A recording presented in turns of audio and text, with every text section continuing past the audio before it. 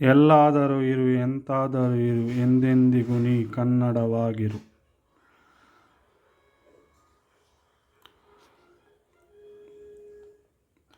ಕನ್ನಡ ಹೇಳಿದರೆ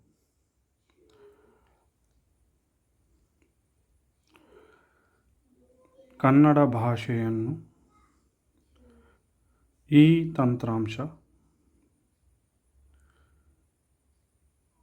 ಹೇಳಿದಂತೆ ಟೈಪ್ ಮಾಡುತ್ತದೆ.